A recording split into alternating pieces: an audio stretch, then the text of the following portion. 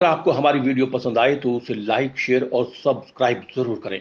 नमस्कार दोस्तों, मैं श्याम वशिष्ठ और आप देख रहे हैं पीआर खोज। पहले चरण में प्रदेश के 10 जिलों में होंगे पंचायत चुनाव। 2 नवंबर को होगा सरपंच और पंच पद का मतदान।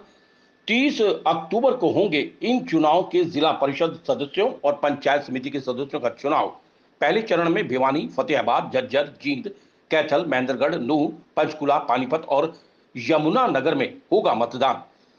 10 जिलों के ग्रामीण क्षेत्र में तत्काल प्रभाव से आदर्श आचार संहिता लागू। पंचायत चुनाव का कार्यक्रम इस प्रकार से है। चुनाव लड़ने के लिए ये होगी शैक्षणिक योग्यता। उम्मीदवारों को जमा करानी होगी जमानत राशि। चुनाव खर्च की सीमा ये होगी। हरियाणा के राज्य निर्वाचन आयुक्त धनपत सिंह ने कहा कि प्रदेश में पंचायत चुनाव अलग अलग चरणों में करवाए जाएंगे। प्रदेश में कुल 411 जिला परिषद सदस्यों, 3081 पंचायत समिति सदस्यों, 6220 सरपंचों और 61,993 पंचों के लिए चुनाव होगा। हालांकि पहले चरण में भिवानी, फतेहाबाद, झज्जर, जींद, कैथल, महेंद्रगढ़, नूह, पंचकुला, पानीपत और यमुनानगर जिलों में मतदान होगा। इन जिलों में जिला परिषद सदस्यों और पंचायत समिति सदस्यों के लिए 30 अक्टूबर और सरपंच और पंच पद के लिए 2 नवंबर को मतदान होगा। ये जानकारी राज्य निर्वाचन आयुक्त धनपत सिंह ने पंचकुला में प्रेस वार्ता के दौरान दी। राज्य निर्वाचन आयुक्त धनपत सिंह ने कहा कि चुनाव की घोषणा होते ही 10 जिलों के ग्रामीण क्षेत्र में तत्काल प्रभाव से आदर्श आचार संहिता लागू हो जाएगी। बाकी अन्य जिलों में अभी आचार संहिता नहीं लगेगी। उन्होंने कहा कि सरपंच, पंचायत समिति सदस्यों और जिला परिषद सदस्यों का मतदान ईवीएम से होगा, जबकि पंच पद का मतदान बैलेट पेपर से होगा। चुनाव प्रक्रिया को पूरा करने के लिए लगभग 36,000 कर्मचारियों और अधिकारियों को ड्यूटी लगाई जाएगी। धनपत सिंह ने प्रदेश के मतदाताओं से अपील की है कि वे पंचायती राज चुनाव में बढ़ चढ़कर हिस्सा लें और ईमानदार और साफ सुथरी छवि के उम्मीदवारों को जिताएं। उन्होंने ये भी अपील की कि मतदाता जाति, धर्म आदि से ऊपर उठकर मतदान करें।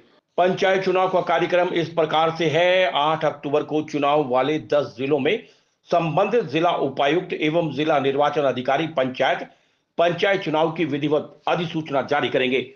14 अक्टूबर से इन जिलों में नामांकन प्रक्रिया शुरू होगी। इसके लिए 10 बजे से दोपहर 3 बजे तक का समय निर्धारित किया गया है। 19 अक्टूबर नामांकन का अंतिम दिन होगा। 20 अक्टूबर को नामांकन की जांच होगी। 21 अक्टूबर को उम्मीदवार दोपहर 3 बजे तक अपना नामांकन वापस ले सकते हैं। 21 अक्टूबर को उम्मीदवारों द्वारा नामांकन वापस लेने के बाद उम्मीदवारों को चुनाव चिन्ह आवंटित किए जाएंगे। 21 अक्टूबर को ही चुनाव लड़ने वाले उम्मीदवारों की अंतिम सूची जारी कर दी जाएगी। 30 अक्टूबर को पंचायत समिति सदस्यों और जिला परिषद सदस्यों का मतदान होगा। 2 नवंबर को सरपंच और पंच पद के लिए मतदान होगा। मतदान का समय सुबह 7 बजे से शाम 6 बजे तक होगा। यदि किसी जिला परिषद सदस्य और पंचायत समिति सदस्य के लिए दोबारा मतदान रीपोल होता है तो वो 2 नवंबर को करवाया जाएगा। यदि किसी सरपंच और पंच पद के लिए दोबारा मतदान रीपोल होता है तो वो 4 नवंबर को होगा।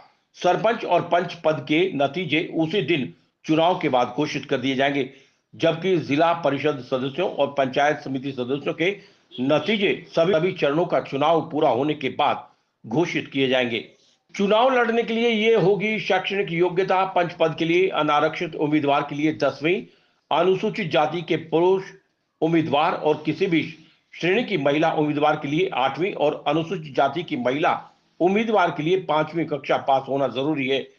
सरपंच पद के लिए अनारक्षित उम्मीदवार के लिए 10वीं, अनुसूचित जाति के पुरुष उम्मीदवार और किसी भी श्रेणी की महिला उम्मीदवार के लिए जिसमें अनुसूचित जाति की महिला भी शामिल है 8वीं पास होना जरूरी है।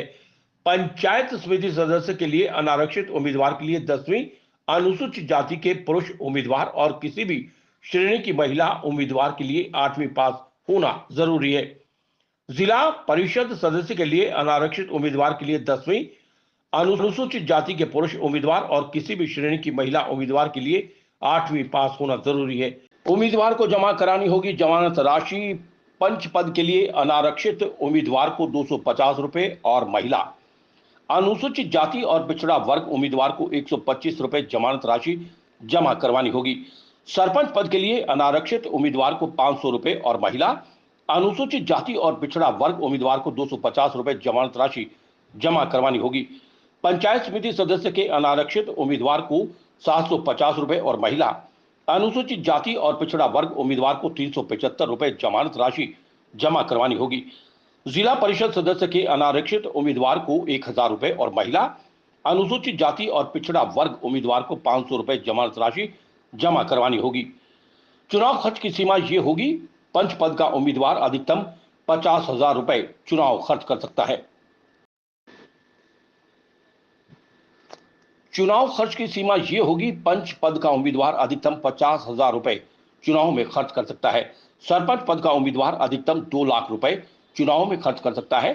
पंचायत समिति सदस्य का उम्मीदवार अधिकतम 3,60,000 रुपए चुनाव में खर्च कर सकता है। जिला परिषद का सदस्य उम्मीदवार अधिकतम 6 लाख रुपए चुनाव में खर्च कर सकता है। PR खोज के लिए रणबीर रोहिला के साथ श्याम वशिष्ठ।